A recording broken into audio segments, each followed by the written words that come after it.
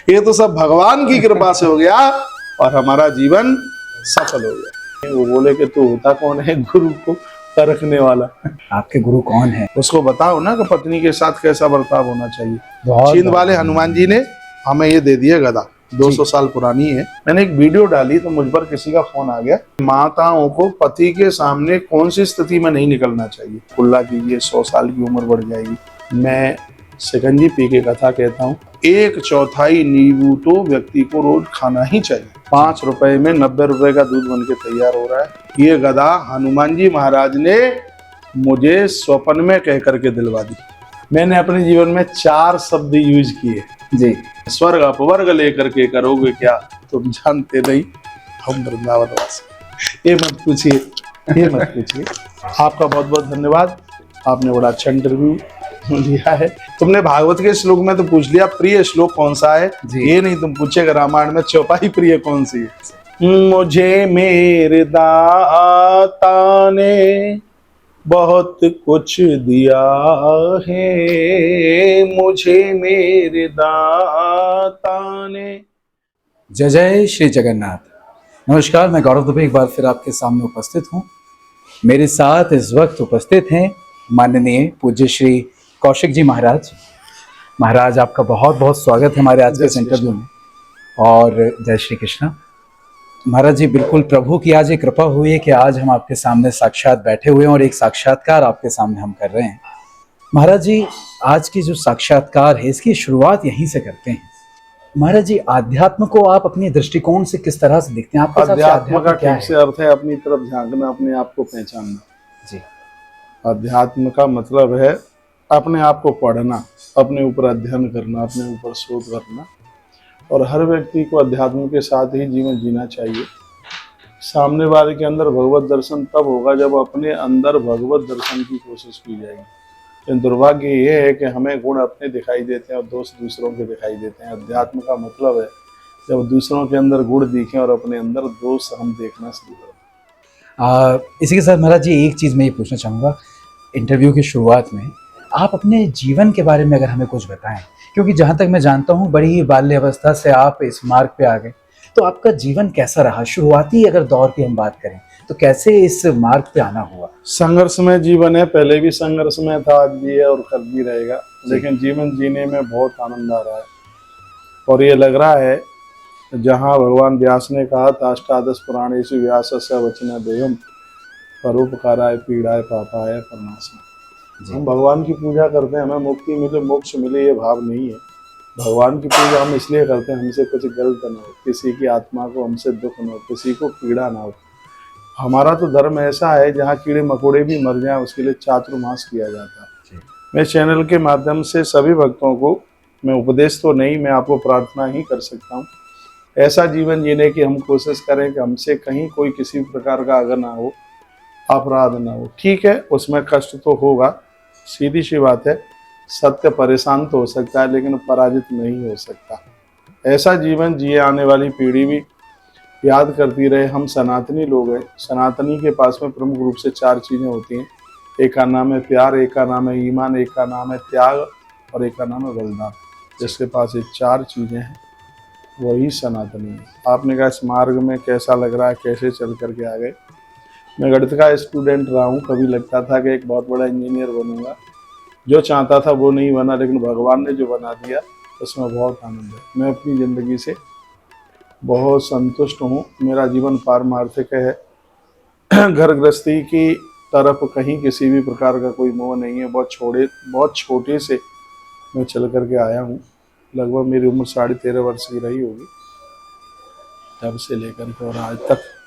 आज भगवान के चरणों में वो आनंद आ रहा है जिसके लिए संतों को पूछा जाता है कि जीवन में क्या करना चाहिए। वो हमें लग रहा है कि जीवन में यही करना चाहिए और इसी में संतुष्टि है। आज ऐसी कोई चीज़ नहीं है जिसकी उपलब्धि ना हो पाए। कुल मिलाकर के हम बहुत खुश हैं। महाराज जी, आपने आनंद की बात करी, प्रभु के साथ की बात करी। इसमें एक चीज़ मैं जोड़ना चाहूँगा, मैं आपका अनुभव जानना चाहूँगा। वैसे तो इस तरह के अनुभव शायद भागवतिक बताते नहीं, लेकिन आपके मुखारबिंद से अगर हमें जानने को मिलेंगे तो कहीं ना कहीं हमारा सौभाग्य होगा। महाराज जी, ये लीला बिहारी ने आपके साथ कभी कोई लीला की है? देखो, ये तो आपने ऐसी बात कह दी मैं 2009 में चित्रकूट में था। मुझे एक ऐसे महात्मा मिले जिनकी उम्र 109 साल से ज़्यादा थी। जी। वृद्ध थे। मैं जानकी कुंड की तरफ जा रहा था, हम्म, तो वो नहा करके लौटे थे। मैंने उन्हें प्रणाम किया, बड़ी बड़ी जटाएं थी। मैंने कहा महाराज जी आप कहाँ रहते हैं? उन्होंने कहा मैं यहीं रहता हूँ। मैंने पूछा कि महाराज जी आपकी जटाओं से लग रहा है कि आप दीर्घायु हैं।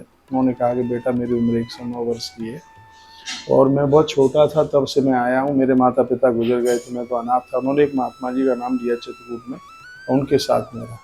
मैंने कहा तो फिर तो आपको राम जी के रोज़ दर्शन होते होंगे, वो रो पड़े।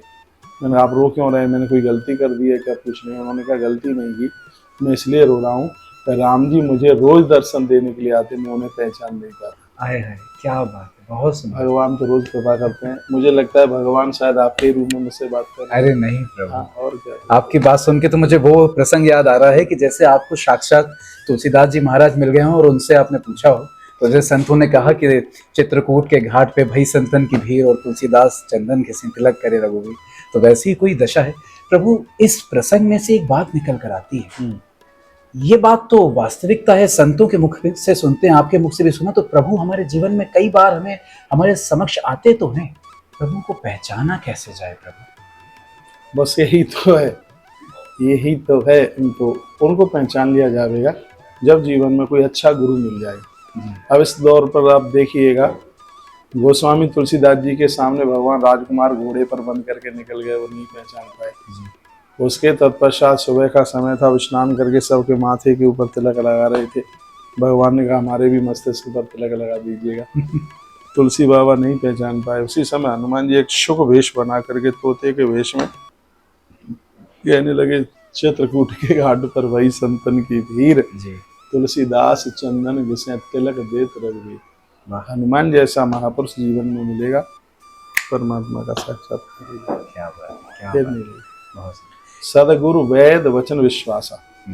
यदि गुरु के एक वेद की तरह ये भव रोगों को दूर करता है, तो उसके मुख से निकला हुआ वाक्य सजीवनी है। बस संयम का परहेज करना है, बिल्कुल भगवत साक्षात्कार है। और आज कलयुग में तो बहुत सरल है, क्योंकि सतयुग में 12 वर्ष लगती थी जिस कार्य को करने के लिए, कलयुग में सिर्फ 24 घंटा लगता है।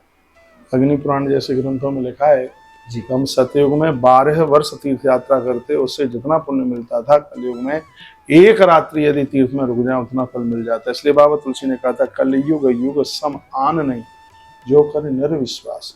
यदि कोई व्यक्ति विश्वास कर ले तो कलयुग जैसा युग नहीं हो सकता। क्यों? क्योंकि कलौ केशव की तरह इस कलयुग में सिर्फ भगवान के नाम का उच्चारण करने से जीव का उद्धार है। बहुत सुंदर महाराज। महाराज जी, आपने इस दौरान सबसे मुख्य शब्द जो मैं समझता हूँ इस वाले प्रश्न में जो निकल कर आया वो शब्द है गुरु। ये गुरु की तलाश कैसे करें? मतलब हमारे जीवन में हम किसे गुरु बनाएं, ये ढूंढे कैसे? पात्रता चल करके आ जाती है। एक बार मैंने पूज्य राम सुखदास जी महाराज जी को वृंदावन में उनका प्रवचन चल रहा था, बहुत पुरानी बात है, जिस समय मुझे मेरे गुरु नहीं मिल पाए थे, तब की बात है, मेरा विद्यार्थी काल था। मैंने उन्हें कहा कि महाराज जी मैं गुरु की तलाश में हूँ, कोई अच्छा सा गुरु बता दो, मुझे दीक्षा लेनी है। वो बोले कि तू होता कौन है गुरु को परखने वाला? वो ऐसे ही बोलते हैं कि जिस समय तेरे अंदर पात्रता चल करके आ जाएगी उस समय गुरु से मुलाकात हो जाएगी। और ऐसे ही जीवन में घटना घटी और मैं बहुत आनंद के साथ कह रहा हूँ, शिष्य की पात्रता चल करके आ जाए गुरु मिल जाएगा। शिष्य कौन है? जो अनुशासन में रहे उसे शिष्य कहते हैं, और जो शिष्य का गौरव बढ़ा दे उसको गुरु कहते हैं। ऐसा शिव पुराण में लिखा। प्रभु, ये बहुत सुंदर बात आपने कही। मतलब ये है कि आपने मतलब बहुत सहजता से वो बात कह दी कि अगर हम गुरु की परीक्षा ले रहे हैं, हम गुरु को चुन रहे हैं, तो गुरु तो फिर हम हो गए, फिर वो कहाँ रहे? तो बिल्कुल इस तरह से। महाराज जी, इसी बीच में एक चीज़ मैं आपसे ये जानना चाहूँगा कि मैं त्रुटि कर रहा हूँ, बारंबार कानों पे हाथ रखकर आपके सामने प्रश्न कर रहा हूँ। महाराज जी, आपके गुरु कौन रहे? आपके गुरु कौन हैं? आपके दीक्षा गुरु, शिक्षा गुरु? परम पूज्य प्रातः स्मरणीय जूना पीठाधीश्वर आचार्य महामंडलेश्वर, आज पूरी दुनिया उनको जानती है, पूज्य स्वामी अवधेशानंद गिरि जी महाराज मेरे गुरु। और उन्हीं के शब्दों में मैं बोल रहा हूँ कि मेरे गुरु जी मुझे बहुत स्नेह करते हैं, बहुत कृपा है उनकी, बहुत बड़ी। आज हम जो भी हैं अपने महाराज जी की वजह से, और उनकी कृपा से ही हम जीवन जी रहे हैं। जो हम कर रहे हैं उन्हीं के आदेश का पालन है। यदि गुरुदेव को हमारे प्राणों की भी जरूरत होगी तो आंख के पलक को ढलने में देर लगेगी, हमें प्राण देने में देर लगेगी। गुरु जी के प्रति धन्य हो नमस्कार। प्रभु, धन्य हो प्रभु जी। एक बात इसमें ज़रूर मैं कहूँगा, आज का जब मैं परिवेश देखता हूँ, आज का समय देखता हूँ, तो आज के समय जो शिष्य हैं, कहीं ना कहीं कलयुग का प्रभाव कहें या क्या कहें, गुरु के प्रति वो सम्मान नहीं हृदय में आ पाता, या उस तरह से भी। ऐसे में आपका क्या एक देखिए, उनके लिए आज बात के रहेगी? लोग भोगवृत्ति में जी रहे हैं, लोगों की मांगे ज्यादा है। आज लोग चाहते हैं कि गुरु वो जो हाथ की हथेली पर भगवान का दर्शन करा दे। हाँ, लेकिन केसर के लिए कश्मीर चाहिए, योग्यता तो चाहिए। जी योग्यता। आप मेरे सामने कोई आवे और कहे कि मुझे दूध दे दीजिएगा, दूध की जरूरत है, उसके लिए पात्रता चाहिए। यदि हमारे पास पात्रता है तो गुरुदेव को कृपा उड़ेलने में बिल्कुल देर नहीं लगती। दीक्षा का मतलब क्या, यही तो शिष्य की श्रद्धा, गुरु की कृपा दोनों एक जगह मिल जाए तो इस संग में वही दीक्षा है। आज शिष्य कुछ करना नहीं चाहता और पाना बहुत चाहता है। आदमी की ऐसी स्थिति बन गई है, वो बहुत ज़्यादा पात्रता है कि नहीं ये नहीं है, उसको भान ये नहीं है ज्ञान, बस उसको बिल्कुल चाहिए। इसलिए ये सब ऐसा हुआ। जी किसी जमाने में, किसी समय में जो गुरुजनों की जो महिमा थी, पूरा मोहल्ला गली इकट्ठी हो जाती है। आज तो कौन आया कौन गया, सत्य खिलखिला करके हंस रहे हैं, बस ऐसा ही हो गया एक है। अभद्रता है। और ऐसा नहीं है कि कलयुग का प्रभाव है, कि लोगों की अपनी ऐसी मानसिकता बन गई है। कलयुग को तो बिल्कुल दोष दिया जा रहा है, क्योंकि आज के युग में भी सतयुग के लोग दिखते हैं, सतयुग में भी कलयुग के लोग थे। आज भी अच्छे लोग हैं, बढ़िया लोग हैं, लेकिन ये हमें लगता है कि जिंदगी में 4 चीज़ों का होना बहुत ज़्यादा जरूरी है। जीवन में ग्रंथ चाहिए, मंत्र चाहिए, संत चाहिए और भगवंत चाहिए। बहुत इनके बिना सुंदर, कल्याण नहीं। बहुत सुंदर महाराज, बहुत सुंदर महाराज जी। अब यहाँ पर इंटरव्यू के इस हिस्से में अब मैं एक बात आपसे पूछना चाहूँगा कि आज आप भारत भूमि के, और मुझे लगता है भारत से भी बाहर, आप घर घर में विद्यमान हैं, और कहीं ना कहीं जो हमारी माताएं हैं उनका एक अलग लगाव आपसे है, क्योंकि कहीं ना कहीं आपकी बातों में, आपकी कथाओं में वो ऐसी बातों को जान पाती हैं जिससे उनके कष्टों को निवारण होता है। तो महाराज जी, उस बारे में आप क्या कहेंगे? ये जो बात मैं है। बताऊंगा, भगवत कृपा से, अभिमान के साथ नहीं कह रहा हूँ, मैं तो बहुत छोटा आदमी हूँ। भगवान की कृपा से 18 प्राण उपपुराण स्मृतियाँ, मतलब 3 वेदों की कथा भी मैंने कही है, खाली सामवेद, खाली अथर्ववेद बकाया है। तो व्यासपीठ से जो भी कुछ बोला है, मैंने तो गंगा जल लेकर के संकल्प लिया है कि बिना प्रमाण के कोई बात करनी नहीं है। बहुत लोगों की वीडियो पर लोगों ने कटाक्ष किया, हमारी एक भी वीडियो पर आज तक किसी ने उंगली नहीं उठाई, इसलिए क्योंकि हर बात को एक प्रमाण के साथ में, मैं कथा में संस्कृत ज़्यादा यूज करता हूँ जी चाहे वो मंत्र के रूप में हो, चाहे वो श्लोक के रूप में हो, चाहे मानस की चौपाइयाँ हो, चाहे उपनिषद की ऋचाएँ हों, वेद की ऋचाएँ हों, बिना प्रमाण के मेरे अंदर से कोई बात निकलती नहीं। तो लोगों ने उसके ऊपर विश्वास किया है। लोगों ने मुझे काफ़ी प्रश्न भी किए हैं, काफ़ी संतों के बारे में किए हैं। तो मैं तो सबको कहता हूँ कि आप खाली अपनी टीआरपी को मत देखिए, क्योंकि समाज ने तुम्हारी वाणी के ऊपर विश्वास किया, लोग तुम्हारे पीछे चलना आरंभ किए।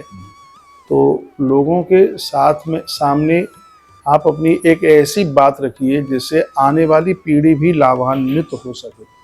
ऐसे कोई बात कीजिए। हम जैसे लोगों से बात करके तो लोग अपना दिन आरंभ करते हैं, और हम ही जैसे लोग उनको कंफ्यूज कर देंगे तो ये बिल्कुल ठीक नहीं है। आज के साधु समाज को ऐसा कुछ करना चाहिए जिससे युवा भटके नहीं, युवा भागे नहीं, युवा को एक सबलता मिले।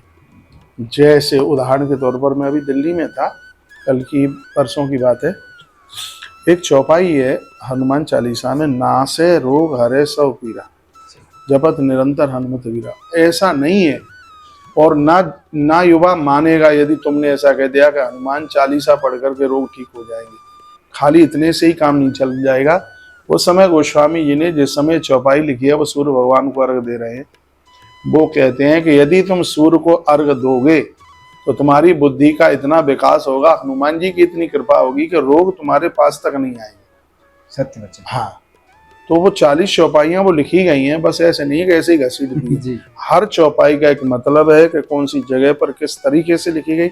जब तक उसका आप वैज्ञानिक दृष्टिकोण नहीं बताओगे, तब तक आज का युवा आपकी बातों का विश्वास नहीं करेगा।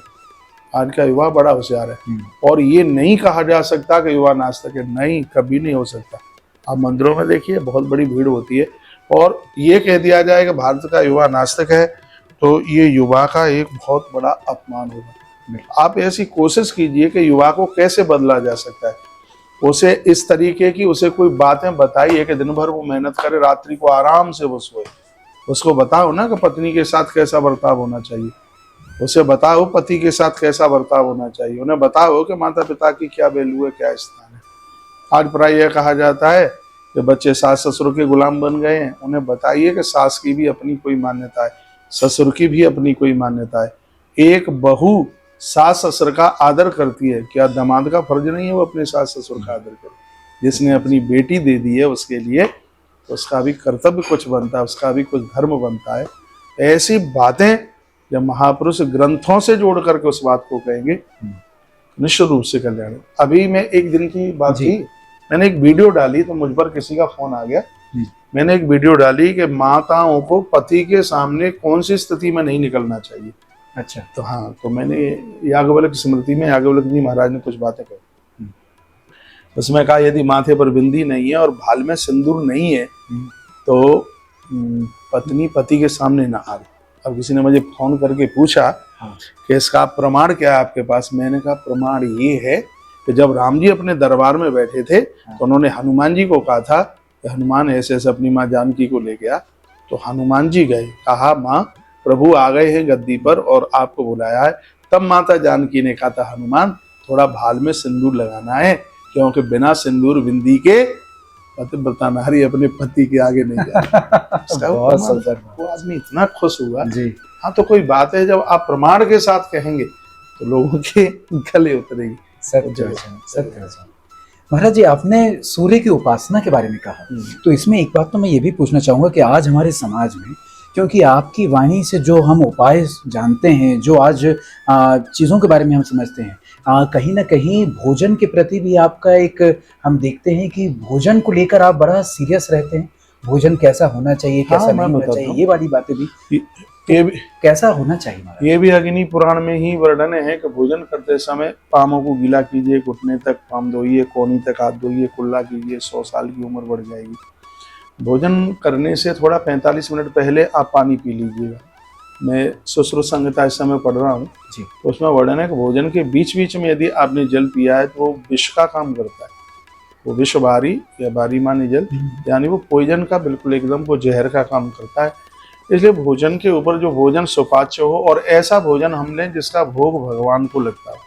ऐसी चीज़ मैं बोलता हूँ, सुबह पानी, दोपहर में छाछ, रात्रि के समय में 1 गिलास दूध। इसलिए देखिए सब चीज़ें आप नहीं खा सकते। बॉडी को दाल की ज़रूरत है, हाँ, बॉडी को चावल की ज़रूरत है। कुछ ऐसे अन्न हैं जिनकी बॉडी को ज़रूरत है, जैसे मक्की है उसकी ज़रूरत है, बाजरा है उसकी ज़रूरत है, मूंग है उसकी ज़रूरत है इस बॉडी को, लेकिन वो सब चीज़ें उपलब्ध नहीं हो पाती। तो जितना भी आहार पद्धति बनाई है उसमें एक ही चीज़ ऐसी है जिसको सर्व आहार कहते हैं, उसका नाम है दूध। और दूध भी गौ माता का है। मैंने भैया 5 साल से अन्न नहीं खाया। अच्छा। मैं गौ माता के दूध पे हूँ। मैंने संकल्प लिया 1 लाख गायों के लिए, तो मैंने अन्न छोड़ा है। मैं दूध पर, शरीर चल रहा है दूध पर। क्यों चल रहा है?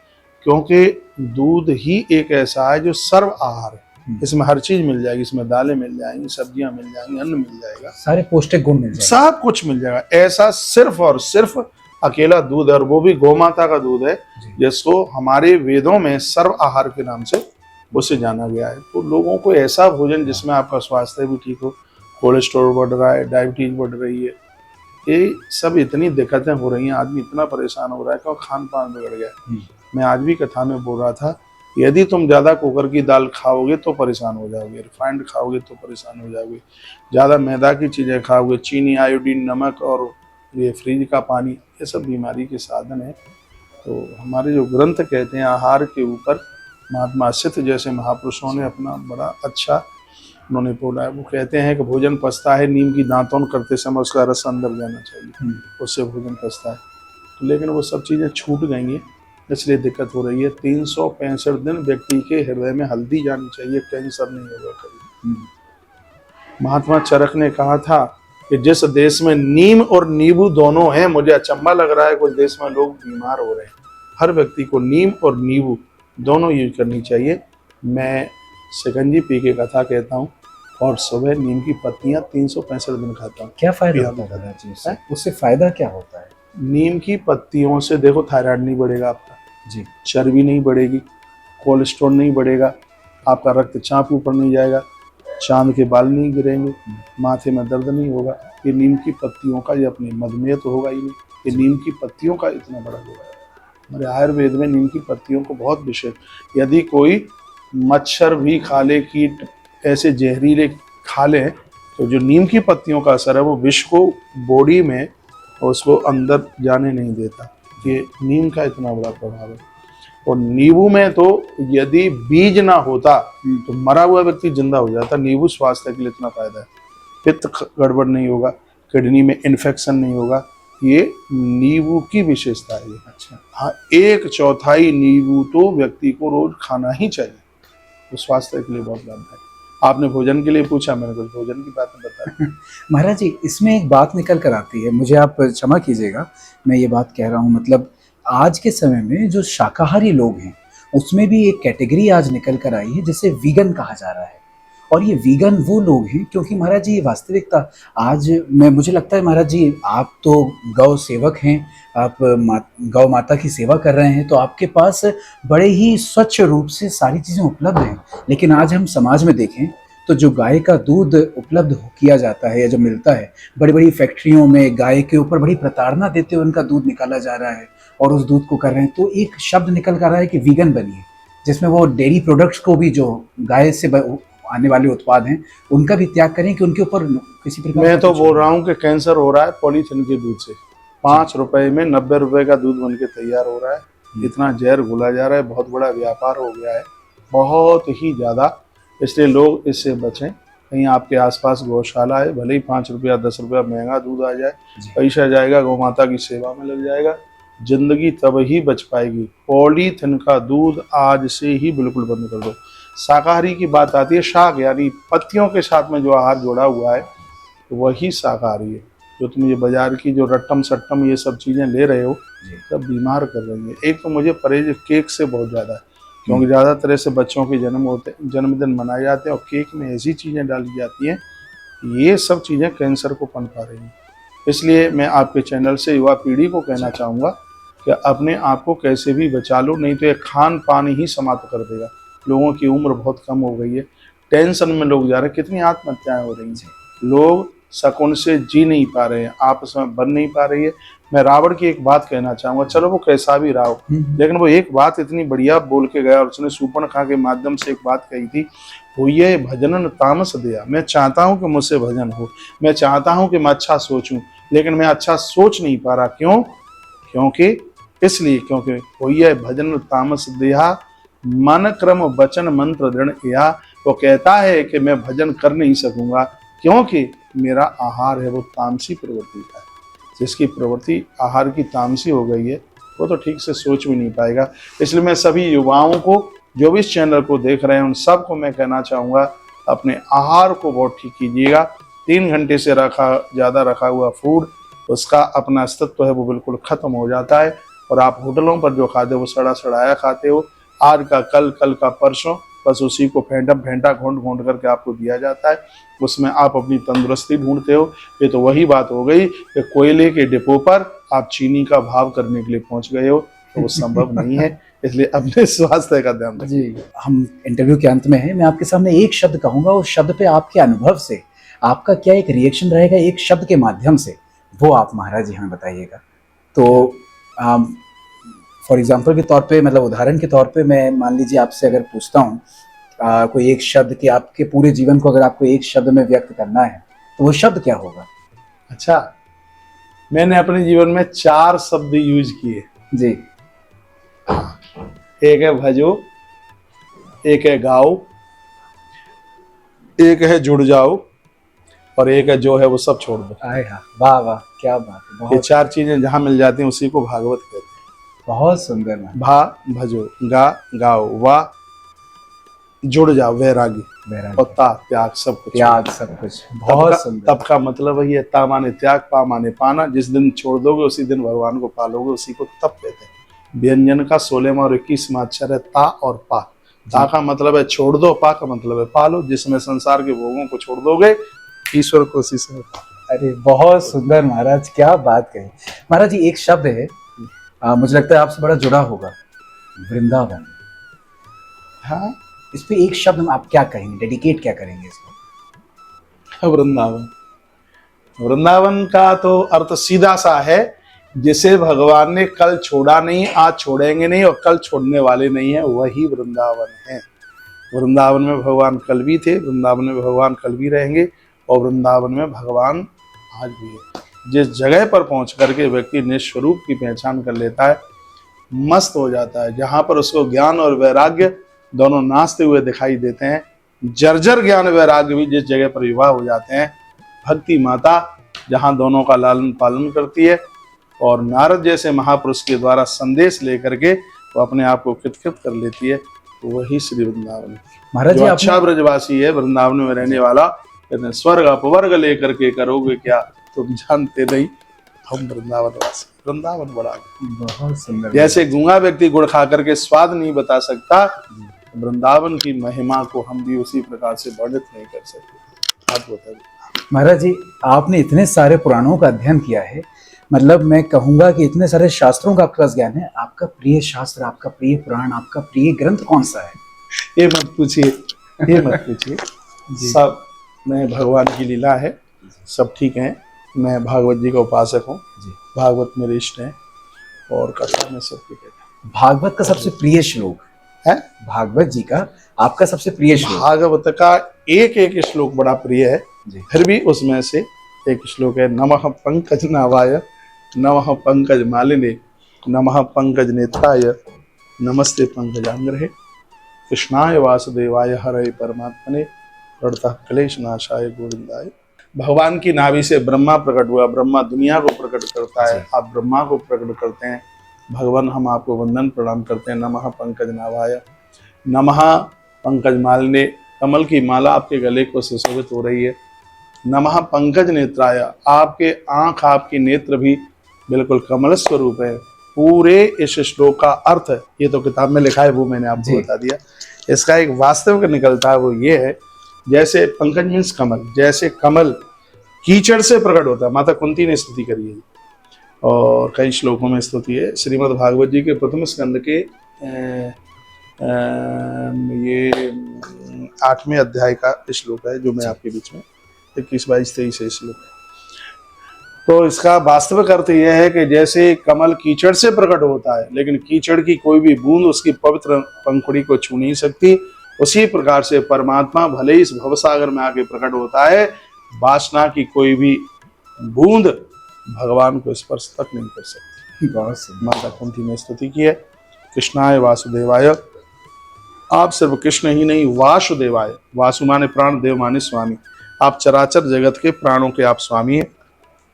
कृष्णाय वासुदेवा हरे परमात्मा ने 3 शब्द है हमारे यहाँ, एक है ब्रह्म, एक है परमात्मा और एक है भगवान। तो 3 शब्दों का प्रयोग क्यों लिया गया? जो वेदांती हैं वो उसको ब्रह्म कहते हैं, योगी हैं वो उसको परमात्मा कहते हैं और भक्त हैं वो उसको भगवान कहते हैं। ब्रह्मेति परमात्मेति भगवान स्तुता, 3 ये शब्द हैं। तो मैया कहती है, कृष्णा, माता कुंती कहती है, कृष्णाय वासुदेवाय हरे परमात्मने, हे प्रभु योगी आपको परमात्मा कह करके पुकारते हैं, आप भक्तों के कष्टों का हरण करते हैं। कृष्णाय वासुदेवाय हरे परमात्मने प्रणतः क्लेश नाशाय, आपने मेरे भी कलेशों को दूर किया है, आप सबके ऐसे ही कष्टों को दूर करना। प्रणतः क्लेश नाशाय गोविंदाय नमो नमः, गोविंद शब्द कह करके तो आनंद कर दिया है। आपका नाम गोविंद इसलिए है क्योंकि आप सबकी इंद्रियों की रक्षा करते हैं, और आप यदि रक्षा करना छोड़ देंगे तो व्यक्ति तो, मनुष्य तो जानवर बन जाएगा। आपकी स्तुति ही इसलिए की जाती है। अभी मैंने आपको थोड़ी देर पहले, पता नहीं आपको किसी में बार बोल रहा था, हम भगवान की पूजा इसलिए करते हैं कि हमसे कोई अश्व न हो, हमें मुक्ति नहीं चाहिए। मैं तो 3 बातें रोज भगवान को बोलता हूँ, हे भगवान मनुष्य बना देना, भारत में पैदा कर देना और सनातन धर्म में ही जन्म देना। 3 बात डेली में बोलता हूँ, बस हमसे कुछ अशुभ ना हो, बस इसलिए हम भगवान की पूजा करते हैं। उनकी पूजा में बहुत आनंद होता है। 2 श्लोकों की बात आपने करी और हमने उसकी व्याख्या। बिल्कुल महाराज जी, इस श्लोक को सुनने के बाद आपके मुखारबिंद से मैं समझ पा रहा हूँ कि आपका प्रिय क्यों है, क्योंकि कहीं ना कहीं जो श्लोक में कहा जा रहा है जैसे प्रभु हमारे कष्टों को हरते हैं, आज आप भी हमारे सब समाज में कष्टों को सबके आप हरने का प्रयास कर रहे हैं शास्त्रों के माध्यम से।